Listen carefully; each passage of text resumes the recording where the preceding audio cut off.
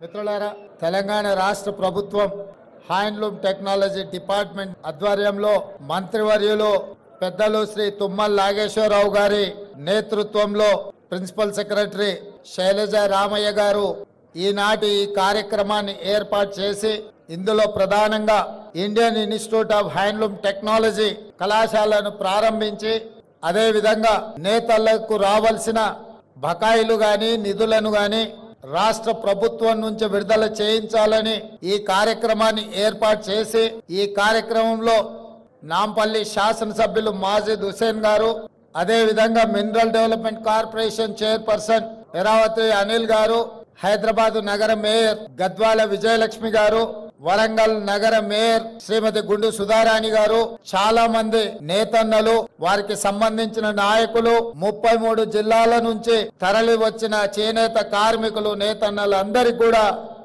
తెలంగాణ రాష్ట్ర ప్రభుత్వం తరఫున మనస్ఫూర్తిగా ఆహ్వానం పలుకుతున్నాను.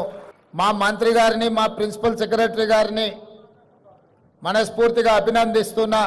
వేలాది మంది నేతన్నలను కలుసుకునే ఒక్క మంచి కార్యక్రమాన్ని లలిత కళా తోరణంలో ఏర్పాటు చేసి ఈ సంతోషమైన సమయంలో మీ అందరినీ కలిసి ఇండియన్ ఇన్స్టిట్యూట్ ఆఫ్ హ్యాండ్లూమ్ టెక్నాలజీని ప్రారంభించుకోవడం నాకు చాలా సంతోషకరమైన వార్త. Indian institute of handloom technology ఈ రోజు మన విద్యార్థులు చేరాలి అంటే ఆంధ్రప్రదేశ్ నెల్లూరుకైనా వెళ్ళాలి, లేదా ఒడిశా రాష్ట్రానికైనా పోవాలి. ఈరోజు మన రాష్ట్రంలో, మన నగరంలో, మన హైదరాబాద్లో, మన తెలంగాణలో ఉండాల్సిన ఇన్స్టిట్యూట్ అనుమతి ఇవ్వాల్సిన కేంద్ర ప్రభుత్వం 10 సంవత్సరాలైన చర్యలు చేపట్టకపోవడంతో తెలంగాణ రాష్ట్ర ముఖ్యమంత్రిగా బాధ్యతలు చేపట్టిన తర్వాత నేతన్నల జీవన గతులు, వాళ్ళ స్థితిగతులను తెలుసుకోవాలన్న ఆలోచనతోటి సమీక్ష సమావేశాన్ని ఏర్పాటు చేస్తే ఈ అంశం నా దృష్టికి రావడం జరిగింది. తక్షణమే నేను ఉప ముఖ్యమంత్రి బట్టి విక్రమార్క గారు ఢిల్లీకి వెళ్లి మోడీని కలిసి విజ్ఞప్తి చేసి ఆ తర్వాత కేంద్ర మంత్రివర్యులు పీయూష్ గోయల్ గారిని కలిసి ఈనాడు మా రాష్ట్రంలో ఇండియన్ ఇన్స్టిట్యూట్ ఆఫ్ హ్యాండ్లూమ్ టెక్నాలజీలో చేరాలి అనుకుంటే సుదూర ప్రాంతమైన ఆంధ్రప్రదేశ్ నెల్లూరుకు వెళ్ళాలి, లేదా ఒడిశా రాష్ట్రానికి వెళ్ళాలి. మా రాష్ట్రానికి ఒక ప్రత్యేకమైన ఇన్స్టిట్యూట్ ఉండి తీరవలసిందే అని చెప్పి కేంద్ర మంత్రి పీయూష్ గోయల్ గారి దృష్టికి తీసుకెళ్లడం జరిగింది. వారు కూడా రాజకీయాలకు అతీతంగా ముందుకొచ్చి నిజంగానే హైదరాబాద్ అభివృద్ధి చెందిన నగరం, దేశంలోనే 5 మెట్రోపాలిటన్ సిటీస్ ఉంటే ఢిల్లీ, ముంబై, చెన్నై, బెంగళూరు వీటితో పోటీ పడే నగరం హైదరాబాద్ తెలంగాణలో ఉంది.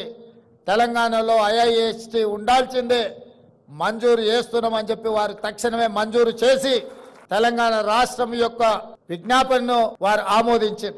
ఎంబడే నేను అధికారులను పిలిచి మంత్రి గారిని కోరి ఈ సంవత్సరమే, వాళ్ళ సమయం వృధా కాకూడదు, పిల్లలను ఈ సంవత్సరంలోనే వాళ్ళని చేర్పించుకోవాలి. ఎక్కడ ఏర్పాటు చేద్దాం కాలేజీ అని అంటే, కాలేజీ బంగ్లాలు ఇప్పటికిప్పుడు అంటే కష్టం కదా అంటే, నాంపల్లిలో ఉన్న తెలుగు అకాడమీ ఇక్కడ భవనం ఉన్నది అంటే ఎంబడే అక్కడ ఏర్పాటు చేసి మంచి కార్యక్రమాన్ని ఈ సంవత్సరమే మొదలు పెట్టండి అని చెప్పి వారికి ఆదేశాలు ఇవ్వడం జరిగింది. ఈరోజు మా నేతన్న పిల్లలు వృత్తి నైపుణ్యం నేర్చుకోవాలి. వచ్చే సంవత్సరం నుంచి కళాశాలను అక్కడ ప్రారంభించడం ద్వారా అంతర్జాతీయ స్థాయిలో IISTకి గుర్తింపు తీసుకురావాలి అని ఈరోజు మన ప్రభుత్వం నిర్ణయం తీసుకున్నది. ఈ సంవత్సరం చేరిన విద్యార్థులకు కూడా ప్రతి నెల 2500 రూపాయలు వాళ్ళు చదువుకోవడానికి స్కాలర్షిప్ ఇవ్వాలని చెప్పి ఇవాళ వాళ్లకు స్కాలర్షిప్లు కూడా మంజూరు చేస్తున్నాం. ఎందుకంటే తల్లిదండ్రులు రెక్కాడితే గాని డొక్కాడని పరిస్థితి, ముఖ్యంగా మా నేతన్నలు ఎంత సంపాదించినా కుటుంబం గడవడానికే కష్టమైన రోజుల్లో పిల్లల చదువులకు ఎంతో కొంత తోడుగా ఉండాలి అని చెప్పి ప్రతి నెల వాళ్ళకి స్టైఫండ్ 2500 ఇవ్వాలి. చిన్న ఖర్చులకైనా వాళ్ళకు సాయం అవుతుందని, వేడి నీళ్ళకి చన్నీళ్లు తోడైనట్టుగా ఉంటది అని చెప్పి ఈరోజు ఆ విధమైన నిర్ణయం తీసుకోవడం జరిగింది.